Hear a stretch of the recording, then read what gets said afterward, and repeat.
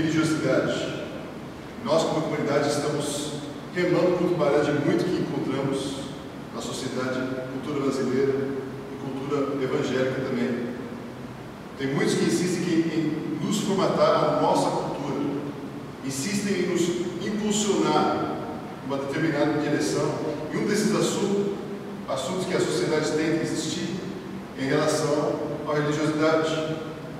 Nós, da comunidade da Aliança da Lagoa Santa, não queremos ser um grupo religioso ou incentivar as pessoas a serem religiosos. Jamais queremos incentivar as pessoas a seguir uma religião. O que incentivamos vez após vez é um relacionamento com Deus. E relacionar com Deus através da forma e meio que Ele determinou para nós, que é bem diferente do que é a religiosidade. Quando o assunto é religião, nós precisamos voltar para o século XIX, onde a religião passou a enfrentar a maior ofensiva contra ela em toda a história. Por exemplo, no meio filosófico, o filósofo alemão Friedrich Nietzsche escreveu "Deus está morto". No inglês eles brincaram um pouco, colocaram também "God is dead", Deus está morto, escrito por Nietzsche em 1883. E depois Nietzsche is dead, escrito por Deus em 1900. Ele começou a propagar essa ideia: se existia um Deus, agora ele está morto. Sigmund Freud, no meio psicológico, escreveu: a religião é uma ilusão dispensável. Emerge na mente humana devido à necessidade humana de um pai, mas esse pai se torna um opressor na vida do humano. Por isso, a religião é uma ilusão dispensável. Na área das ciências sociais e economia, Karl Marx escreveu: a religião é o ópio do povo. Em outras palavras, a religião dopa o povo. O povo é oprimido, mas o povo é dopado pela religião. O povo é enganado, mas o povo é dopado pela religião. O povo é injustiçado, mas o povo não faz nada porque está dopado pela religião. Então, Nietzsche na área de filosofia, Freud na área de psicologia e Karl Marx na área de ciências sociais marcaram o século XX com essas frases. O povo do Ocidente foi fortemente influenciado pelas mentes desses três em relação à religião. No século XXI, depois dessa ofensiva do século XIX, nasce um grupo que tem sido nomeado como novos ateus. Um deles, Richard Dawkins, um defensor ferrenho da teoria da evolução de Darwin, ele escreveu um livro em 2006 chamado Deus, um Delírio, onde ele diz: não há nada que se desculpar por ser ateu. Pelo contrário, é uma coisa da qual se deve ter orgulho, encarando o horizonte de cabeça erguida, já que o ateísmo quase sempre indica uma independência de pensamento saudável e mesmo uma mente saudável. Agora, tem muita gente religiosa que não tem mente saudável, mas também tem muitos ateus que não têm mente saudável também. Ambos, religiosos e ateus, precisam de uma boa terapia. Agora, no início do século XXI, nasce um contrafluxo disso. Gente remando contra a maré. Uma dessas pessoas, chamada Karen Armstrong, uma freira que abandona a religião, o cristianismo, e mais tarde retoma a sua caminhada religiosa, e não a caminhada com o cristianismo, mas religiosa, e passa a ser uma defensora da religião. E ela diz: os novos ateus são teologicamente ilegais letrados, como os fundamentalistas religiosos, eles infantilmente concebem Deus como um ser poderoso que os homens conseguem enxergar. Ou eles não conseguem conhecer a Deus, porque eles não concebem um Deus que relaciona com as pessoas. Eles concebem uma imagem de Deus que é criada pelos homens que não relaciona. O problema é que os novos ateus e fundamentalistas leem a Bíblia de uma forma literal e a distorcem. O outro grupo na contramão desses novos ateus são esses dois jornalistas, John Micaway e Adrian Woolridge. Eles escreveram esse livro, God is Back, Deus está de volta, em 2009, falando que apesar de toda a ofensiva contra a religião do século XIX, do século XX, em cada área acadêmica e filosófica, a religião nunca esteve tão presente na sociedade humana. Eles dizem: a religião está retornando à vida pública. As grandes forças da modernidade, tecnologia e democracia, escolha e liberdade, estão fortalecendo a religião ao invés de enfraquecê-la. No contexto brasileiro, isso não é diferente. Talvez o maior movimento religioso do contexto brasileiro se chama movimento evangélico, a igreja dos crentes. Prova disso? Pega as capas das grandes revistas brasileiras dos últimos anos. Você tem inúmeras dessas capas que tem reportagem que tinham como foco esse movimento chamado evangélico. Por exemplo, o primeiro é o Brasil em 2020, onde trata o fato de que em 2020 o Brasil vai ser um país evangélico. Mais de 50% da população vai ser evangélica. Se isso é bom ou não é outra história. A segunda capa é o poder do voto evangélico. Como os evangélicos têm colocado na Câmara dos Deputados, deputados evangélicos, no Senado, senadores evangélicos. Em toda a esfera política temos presença evangélica. Senado, CTPI da Petrobras, da lista de acusados, evangélicos por toda parte. A presença evangélica é incontestável. A terceira capa, isto é, como vivem os astros da fé. E nessa reportagem você descobre como vivem astros do mundo gospel.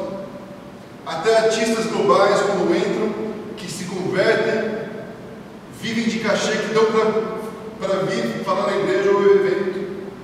O que eles ganham é até mais do que artistas do mundo secular. Isso é o mundo evangélico atual. Também não sei se isso de fato é bom. A última capa, a primeira linha, isto é, novo retrato da fé no Brasil, fala que o islamismo cresce no sul do país, principalmente nas regiões do interior do Rio Grande do Sul, Santa Catarina e Paraná. O catolicismo romano está em declínio no Brasil. Os evangélicos estão em crescimento. Por todas as partes você vê essa onda evangélica. Quando você liga a televisão em horário nobre, o que você acha? O que você vê? Programas evangélicos. Liga o rádio em certos horários e que você encontra programas evangélicos. Para mim, o problema tanto dos novos ateus como dos religiosos, inclusive os evangélicos, eles trabalham com a premissa da religiosidade. Eles convidam as pessoas a viverem religiosidade. O problema da religiosidade é simples. Deus não nos convidou para vivermos religiosidade. Jesus não nos convidou a viver religiosidade. Jesus rema contra o maré da religiosidade. Então, o que é religião? Já falei sobre isso antes. Religião vem da palavra religare, do latim. Religar, reconectar com Deus. A religião é um conjunto de crenças, normas e ritos através dos quais seres humanos tentam apaziguar Deus ou deuses, a fim de tornarem-se alvo do seu favor. E, gente, isso é verdadeiro para todas as religiões do mundo. No hinduísmo, pessoas seguem ritos e normas para apaziguar os deuses e ter favor e graça dos deuses. No islamismo, pessoas seguem ritos e normas para apaziguar quem? Allah. E contar com a graça e bênção de Allah. E o que as pessoas fazem em muitos vertentes do cristianismo? Eles cumprem normas, eles frequentam a igreja, dão o dízimo para fazer o quê? Apaziguar a ira de Deus e ter o favor dele. Será que é isso que Jesus nos convidou a viver? A origem da religiosidade, para o pavor do Nietzsche, Freud e Marx, está dentro do próprio ser humano, do DNA do nosso ser humano. Todo e qualquer ser humano, seja qual for o momento da história, seja qual for onde eles estão, possui três sentimentos latentes. Primeiro, algo nos transcende, um ser ou força. O sentimento que tem algo maior que mim, que eu, que Jay. Tem algo muito maior do que eu aqui nesse mundo. Um ser superior, uma força cósmica. Não sabemos explicar, mas existe algo maior que nós. E todo ser humano tem esse sentimento. Segundo, algo nos separa desse ser por força. Por alguma razão, não me sinto em paz com essa força cósmica ou superior. Por isso, algo precisa ser feito. Algo precisa ser feito. Normas e ritos. Seres humanos passam a criar ritos e normas para tentar religar, reconectar com Deus, com esse ser, com essa força cósmica. E passam a sacrificar animais. Passam a sacrificar, às vezes, humanos. Cumprir determinados padrões morais e éticos para tentar nos reconectar com esse ser superior. O grande problema é que essas normas e ritos da religião geram várias coisas. Em primeiro lugar, pessoas cansadas por não alcançarem o ideal. Você tem que ser bom. Você tem que ser moralmente correto, eticamente acima da média, frequentar todas as reuniões da sua religião, fazer os rituais de sua religião. E o grande problema é que as pessoas não dão conta disso. Eles não conseguem corresponder às expectativas que foram determinadas. E as pessoas começam a sentir o quê? Cansadas, sobrecarregadas e oprimidas. Um dos grupos que mais cresce no mundo evangélico hoje em dia são os evangélicos sem igreja. Evangélicos que passaram a tentar todas as normas e ritos de sua vida, da sua vida. E o que aconteceu? Eles foram cansando e falaram: eu não quero mais isso. Eu ainda quero um relacionamento com Deus, mas eu não quero igreja. Eu não quero religião.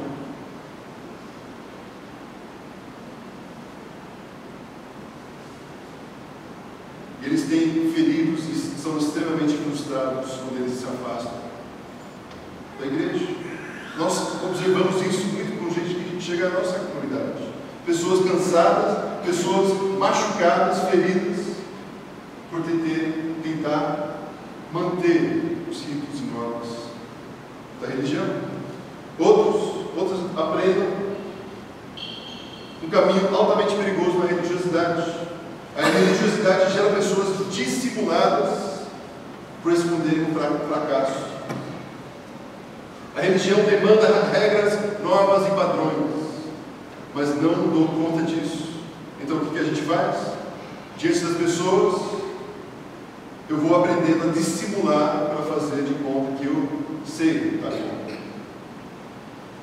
Eu sei que não dou conta, mas você sabe que eu não dou conta, mas engana que eu gosto. E aí começa um jogo de dissimulação. Todos nós já conhecemos as coisas que observamos pessoas religiosas fazer dentro da igreja para mostrar que você dá conta.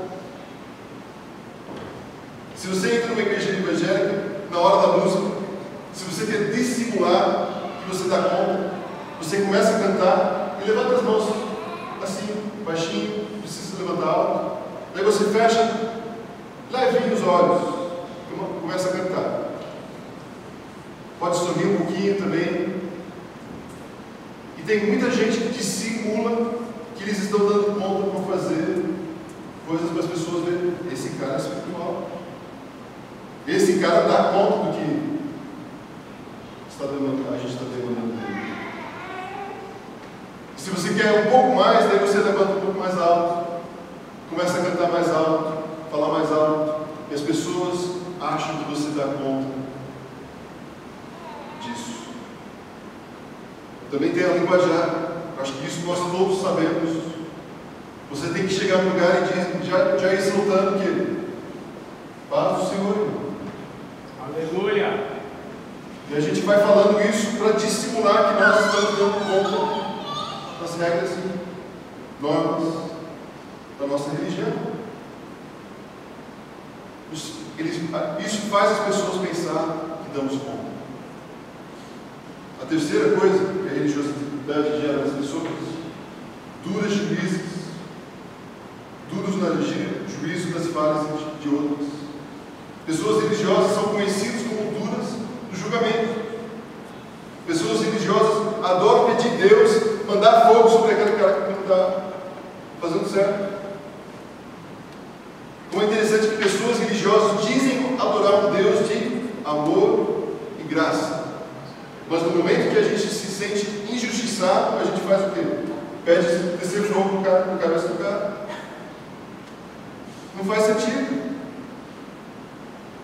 Pelo outro, pela pessoa que não concorda com elas, intolerância que nós sentimos. Pessoas religiosas são duras no julgamento dos outros por não poder fazer o que eles estão fazendo. Eu fui fiel à minha esposa, eu fui fiel com o imposto de renda, eu fui fiel em ir para a igreja, e olha como esses outros estão vivendo a sua vida e não tem nada acontecendo com eles. Estão de boa lá. Traiu a esposa várias vezes e está de boa ainda. Esse é o religioso. Mas o que Jesus pensa sobre religião? Qual foi a ideia de Jesus quando ele veio aqui para esse mundo? Como ele lida com a religiosidade? Nós vamos ver uma história em Mateus 19, 16 a 25. Jesus tem um encontro com o jovem rico. Nós vamos ler esse texto, daí nós vamos observar algumas coisas em relação a ela. Outro dia, quando Jesus caminhava, o homem o interrompeu e perguntou: Mestre, o que de bom devo fazer para alcançar a vida eterna? Jesus disse: por que você questiona acerca do que é bom? Deus é o único que é bom. Se você quer entrar na vida de Deus, basta fazer o que Ele manda. O homem perguntou: o que exatamente? Jesus disse: não mate, não cometa adultério, não roube, não minta, honre seus pais e ame seu próximo como a si mesmo. O jovem afirmou: eu tenho feito tudo isso, o que mais, Jesus? Jesus prosseguiu: se quer mesmo dar tudo de você, venda seus bens e dê tudo aos pobres. Toda a sua riqueza então estará no céu. Depois venha me seguir. Aquela era a última coisa que o jovem esperava ouvir. Assim, abatido, ele se foi. Sendo muito apegado aos seus bens, não queria abrir mão de tudo. Enquanto observava o jovem afastar-se, Jesus disse aos seus discípulos: vocês têm ideia de como é difícil para os ricos entrar no reino de Deus? Vocês não imaginam como é difícil. É mais fácil o camelo passar pelo fundo de uma agulha. Os discípulos ficaram chocados. Se é assim, quem tem chance? Jesus olhou bem firme para eles e disse: ninguém tem chance se pensam que conseguirão por esforço próprio. A única maneira é deixar Deus agir. Só Ele tem o poder de fazer.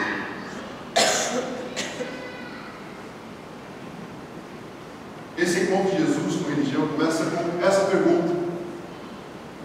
Essa pergunta é central no diálogo que temos. Mestre, o que de bom devo fazer para alcançar a vida Presta atenção na lógica de causa e efeito aqui. Essa é a lógica da religiosidade. Que farei de bom para ter a vida eterna? O que eu tenho que fazer para alcançar isso? Se você orar mais, Deus vai te amar. Se você ler a Bíblia todo dia, Deus vai achar você um cara legal. Se você frequentar a comunidade todos os domingos, Deus vai te abençoar nos negócios. Se você dá o seu dízimo, aí a gente começa a falar sobre prosperidade. Você faz, Deus responde. Mas se não fazer, se não fizer, Deus não gosta de você. Essa é a lógica da religião. E foi isso que Jesus ensinou. A lógica da religiosidade estabelece normas e ritos e se concentra na performance pessoal. Tudo depende de você. Se você for um cara moralmente saudável, se ler a Bíblia todo dia, se orar todo dia, se frequentar a igreja todo domingo, se ter dízimos, aí Deus gosta de você e você pode ficar tranquilo. Porque Deus vai fazer tudo o que você pedir. Interessante como Jesus responde ao jovem rico, versículo 17. Por que você me questiona acerca do que é bom? Deus é o único que é bom. Com isso, você está pressupondo que você tem poder de fazer algo de bom com essa pergunta. E se você está pressupondo que pode fazer algo de bom, então no fundo, você é bom. Mas cai na real, só existe um bom, o Deus Criador. Eu e você, como esse jovem, desde o momento que nossos primeiros pais decidiram desconectar de Deus, nós nascemos com uma propensão, não a bondade, mas a maldade. A Mega nasceu com isso, a Logan nasceu com isso. Bonitinhos, lindinhos, propensão de fazer o mal. O problema é que a religiosidade gradativamente passa a nos convencer de que somos bons e merecedores. Nós passamos a achar que nós somos os caras. Nós somos bons. Dedico 4 horas por semana naquele ONG. Eu dou dinheiro para aquele ONG. E por isso achamos que somos bons pelo que nós fazemos. Gente, isso acontece gradativamente. Vai devagarzinho tomando conta da nossa mente. E por isso Deus nos ama, porque nós merecemos. É isso que nós achamos. E é muito mais sutil do que nós pensamos. Eu mesmo posso me pegar fazendo isso muitas vezes. Eu cresci, nasci num berço cristão. Meus pais eram missionários. Eu cresci no Brasil. Eu fui no seminário. Meus filhos estão todos bons na igreja. Sou pastor de uma igreja. Eu sou um cara.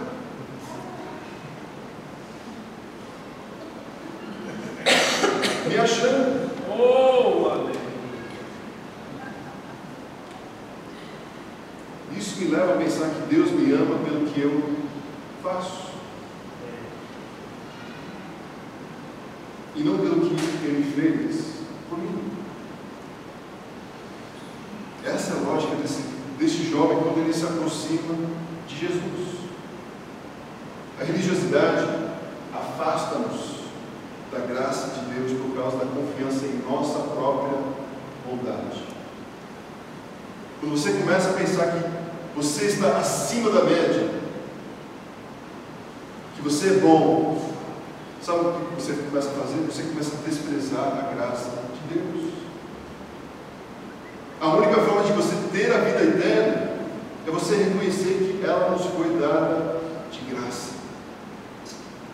Você só consegue esse presente se sua suas mãos estiverem o quê?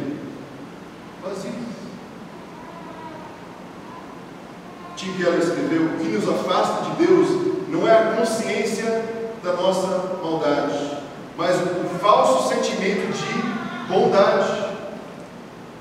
O maior problema que Jesus tem durante os 3 anos de ministério, aqui nessa terra, não é com as prostitutas, não é com os publicanos, não é com os centuriões opressores, gente complicada e marginalizada. O maior problema que Jesus enfrenta nos 3 anos de ministério são com quem? Os religiosos. Porque eles se acham o quê? Bons. Eles não compreendiam da conversa de Deus sobre graça. Uma peça, filme, acho que muitos de nós já assistimos, que é muito bom, que retrata muito bem essa ideia, de um filme secular, Les Misérables, de Victor Hugo. Esse é um filme que tem que estar na sua lista de coisas para assistir antes de morrer. Porque ele retrata o quê? O Evangelho. Ele retrata perfeitamente a graça de Deus. De ponta a ponta, só fala sobre a graça de Deus. Que Deus é gracioso, que a graça de Deus nos constrange.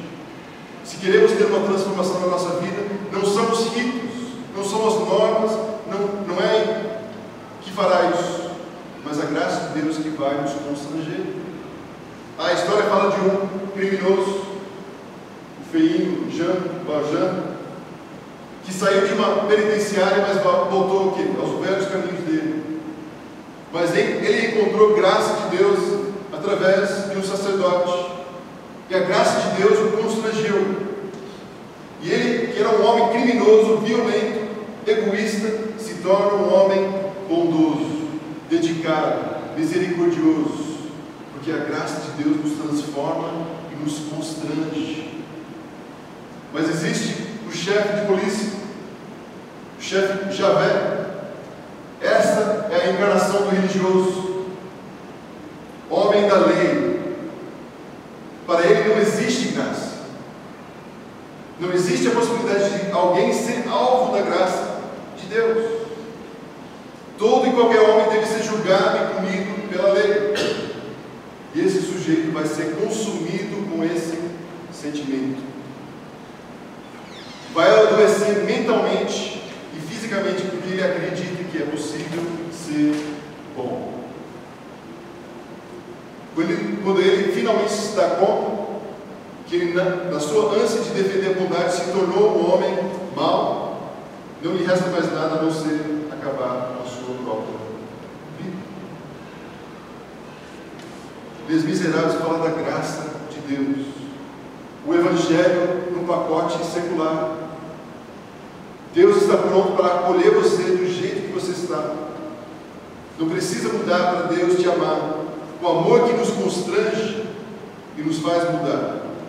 A religião só causa em você mesmo cansaço. Se torna uma pessoa dissimulada. E a dissimulação leva você a julgar a outros. Voltando para a história de Jesus com o jovem rico. Jesus fala: você quer ter a vida eterna baseada na sua bondade, no seu esforço? Tá bom, então vamos lá. Primeiro, obedece aos mandamentos.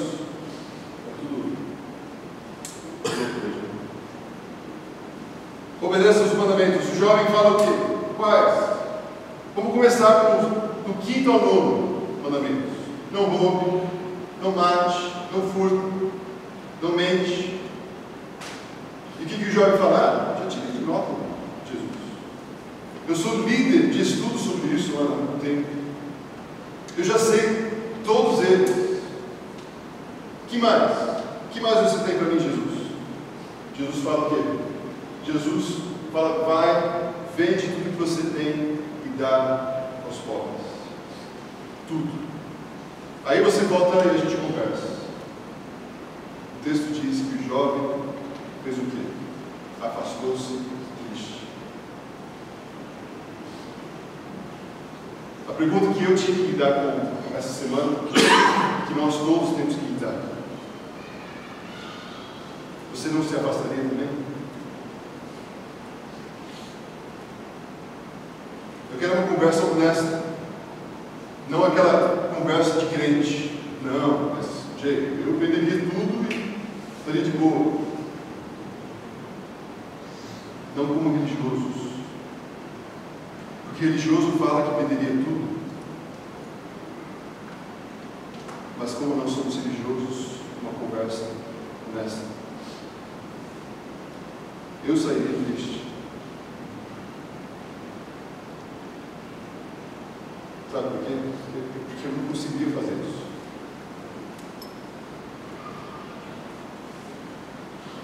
Não conseguiria, talvez, tomar esse passo. E você?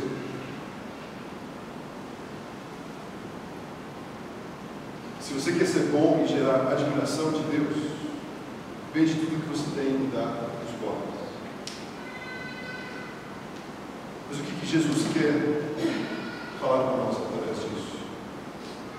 Qual é a intenção de Deus, de Jesus, quando Ele fala isso? Primeiro, do quinto ao novo mandamento, o alvo aqui é o próximo. O interessante é que dissimular diante do próximo, se nós todos dissimulamos que somos religiosos, isso não é problema, porque você não consegue ver o meu coração. Você não sabe o que está passando na minha mente.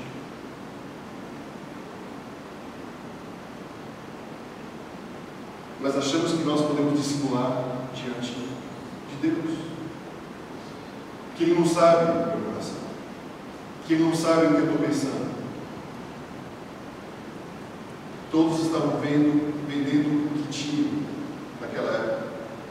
Lembra da história de Ananias e Safira, no livro de Atos? A igreja estava vendendo as propriedades dele, terrenos dele, e dando dinheiro todo para a igreja. Ananias e Safira estão vendo tudo isso. A gente não pode ficar para trás. Eles pegam o terreno, vendem o terreno e supostamente, dissimuladamente, dão tudo para a igreja. Mas Deus vê o coração e sabe que eles não deram tudo que eles tinham,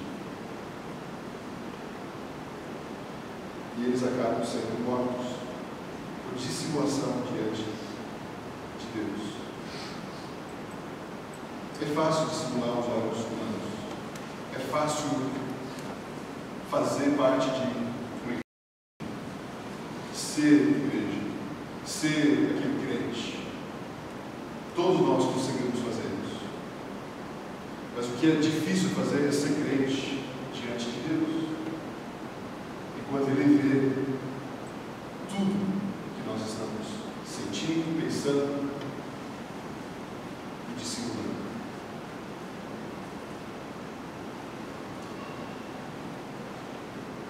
Segundo passo que a gente vê a intenção de Jesus, Ele fala: vai, vende, dê e siga-me.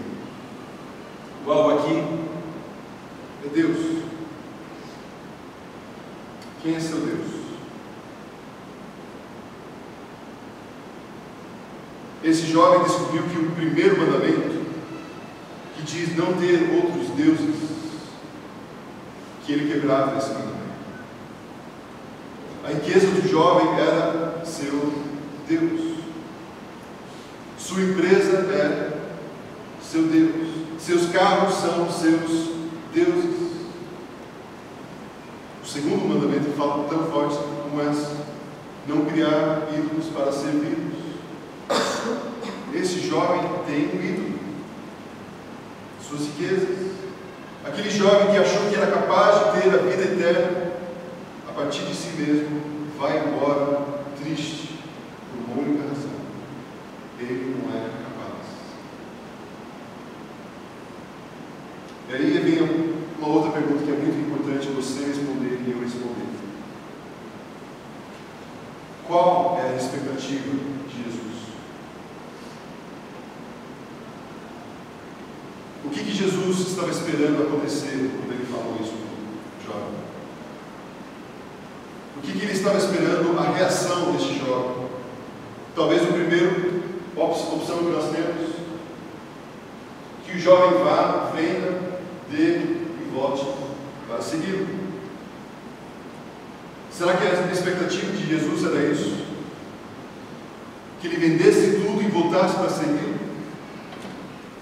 Outra possibilidade, que o jovem se convence de que não é capaz. Imagine a seguinte cena. Imagine no dia seguinte, o jovem encontra Jesus de novo e peça uns 5 minutinhos para conversar com ele. Mestre, eu não consigo. Eu quero a vida eterna, mas eu não consigo viver tudo que eu tenho. Não consigo fazer o que o Senhor mandou. Mas será que ainda assim tem uma chance? Qual seria a resposta de Jesus? Acredito que Jesus diria: meu filho, agora você chegou no ponto que eu queria. Eu quero te dar a vida eterna, que você não consegue comprar de graça. Você quer? Olha o contexto dessa história, que isso é muito importante. O contexto dessa história, versículos antes, Mateus 19:14, que fala assim: deixem vir a mim as crianças e não as impeçam, pois o reino dos céus pertence aos que são semelhantes a elas. Me acompanhe um pouco com isso. Quando nós almoçamos com um amigo, aquele amigo nós almoçamos, conversamos, daí nós pedimos a conta vem, e o amigo já pega a conta, e nós não. A gente coloca a mão em cima da conta também. Não, deixa que eu pego. Deixa que eu pego. Então, amigo, não. Você pegou a última, é minha vez de pegar. Normalmente os bons amigos falam: tá bom. E deixa. Por que nós fazemos isso? Porque nós temos dificuldade de lidar com coisas de graça. Nós temos dificuldade de aceitar coisas que são de graça. Nós não queremos ficar devendo para ninguém. Essa mentalidade que nós temos. Queremos fazer por merecer muitas vezes. E Jesus, nesse versículo 14, fala: quem não se comportar, quando o assunto é reino dos céus, como uma criança, não vai conseguir entrar na vida eterna. Da mesma forma, se eu pegar a Duda e falar: Duda, eu quero levar você para comprar um lanche no McDonald's, qual vai ser a reação da Duda? Não, tio. O que é isso? Quando vier a conta e ela pegar, ela vai colocar no meu assim: não, deixa que eu pego, tio. Deixa que eu cuide dessa vez, tio. Recebi mesado do meu pai hoje e posso pagar. Será que essa é a reação da criança? A reação da criança é aceitar o presente de graça. Se eu comprar um sorvete para o Theo, será que o Theo vai ter a mesma resposta para mim? Não quero. Eu pago para você, tio.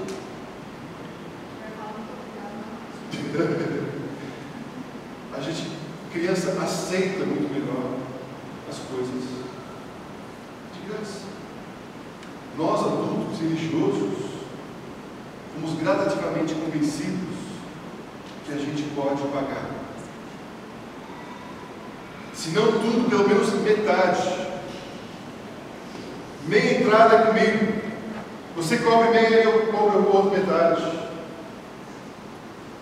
Jesus publicitário uma crise na vida dos discípulos depois do encontro com o jovem rico. Os versículos 23 e 24. Dificilmente um rico entrará no reino dos céus. É mais fácil passar o camelo pelo fundo de uma agulha do que um rico entrar no reino de Deus. O que Jesus está querendo falar aqui? É exatamente o que ele está falando aqui. Quantos de vocês conhecem a agulha? Quantos de vocês conhecem o olho de uma agulha? Um camelo passar por ela é o quê? Impossível. Não tem como o camelo passar por uma agulha. Jesus está falando, é mais fácil o camelo passar pelo fundo de uma agulha do que uma pessoa que se considere rica entrar no reino dos céus. É interessante que em Mateus 5,3 fala assim: bem-aventurados os pobres em espírito, pois deles é o reino do céu. É gozado que Jesus aponta para em espírito. Pobre não é o pobre que tem emprego e que acaba o dinheiro no final do mês. Aqui o pobre é o miserável, o que está em falência, que não tem como pagar as dívidas. É esse pobre que Jesus está falando aqui. E Jesus está falando como são felizes aqueles que de coração reconhecem que não tem como pagar. Esses não têm nada nas mãos para estender para Deus. Eles entendem que não tem nada para oferecer a Deus. É por isso que eles conseguem receber o presente de Deus. Que Deus quer dar perdão, vida eterna, caminhada como discípulo. Era isso que o jovem queria. Mas ele era rico por fora e rico por dentro, soberbo, orgulhoso de achar que era bom o suficiente. E uma pessoa assim não consegue receber de Deus de graça o reino dos céus. Os discípulos ficam perplexos demais. Os discípulos ficam chocados. Se é assim, quem tem chance de Deus? Imagino que mesmo os discípulos estão pensando: acho que eu não vou conseguir vender tudo que eu tenho. Se eu tenho que fazer isso, então também estou fora. Mas Jesus responde para eles, para o homem, bem feito para eles: ninguém tem chance se pensa que conseguirá um esforço próprio. A única maneira é deixar Deus agir. Só Ele tem o poder de fazer. Isso também é falado várias vezes em Efésios 2, 8 a 9. Pois vocês são salvos pela... as obras? Graça. Dinheiro? Riqueza? Pela graça. Por meio da fé. E isso não vem de vocês. É dom de Deus, não por obras, para que ninguém se glorie. Na cruz, Deus oferece para você de graça a eternidade. Deus oferece de graça perdão. Deus oferece para você de graça uma nova vida. E como é que eu consigo isso? Crendo. Pela fé. Mas depois disso, o que eu tenho que fazer? Crer. Não, quais são os detalhes, gente? Qual é o contrato que imprime? Aquela parágrafo embaixo, bem fininho, que não dá para ler. Quais são os detalhes do contrato? Não tem contrato. Simplesmente crer. A tendência é você acordar amanhã de manhã pensando que Deus vai te amar mais ou menos, dependendo do que você fizer aqui, do que você fazer amanhã, para merecer o amor dele. Na lógica que você pode determinar quanto Deus vai te amar. E naquela cruz, Deus determinou que você não consegue fazer absolutamente para Ele te amar mais ou menos. Ele te ama plenamente, de graça.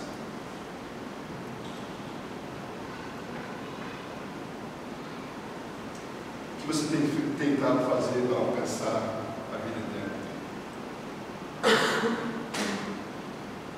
O que você tem deixado penetrar na sua vida da religiosidade? Você tem buscado maneiras de deixar Deus te amar mais ou menos? Tem dissimulado, talvez, ser um cristão, discípulo de Jesus? O que eu espero que vocês entendam é que você não vai fazer absolutamente nada mais ou nada menos para merecer o amor e graça dele. E que amanhã de manhã que você possa acordar com um fardo tirado das suas costas, de saber que eu sou amado, que Deus me ama, simplesmente assim. E o relacionamento que Ele quer comigo é de graça. Eu não tenho que fazer nada para merecer isso. Como comunidade, eu quero que nós remamos contra a maré e faça de nossa comunidade um espaço de pessoas imperfeitas e agraciadas. Eu quero que nós reconhecemos que todos nós, absolutamente todos nós, somos imperfeitos. Mas também somos graciados demais pela graça dele. E é assim que nós nos tornamos uma comunidade que rema contra a religiosidade desse Brasil. De aceitarmos como nós somos, mas não deixarmos assim. De sermos mudados, transformados, porque Ele nos ama. Pai, nós te louvamos por essa manhã. Obrigado pelo desafio que o Senhor nos trouxe, me trouxe durante essa semana também, Pai. De parar de achar que eu tenho que fazer algo para merecer Tua graça, Teu perdão, Teu eterno. Simplesmente preciso crer que o Senhor me ama. Isso é tão libertador, Pai. Isso é tão inovador na área de ser um discípulo de Jesus. Porque isso nos mostra que todos estamos livres através da Tua graça, do Teu perdão oferecido a nós. Que o Senhor continue mostrando isso para nós. Que nós continuamos remando contra o maré da religiosidade, que quando vemos isso surgindo de novo gradativamente nas nossas vidas, nós lembramos as palavras de Deus, que nós somos salvos pela graça. Isso não vem de nós, presente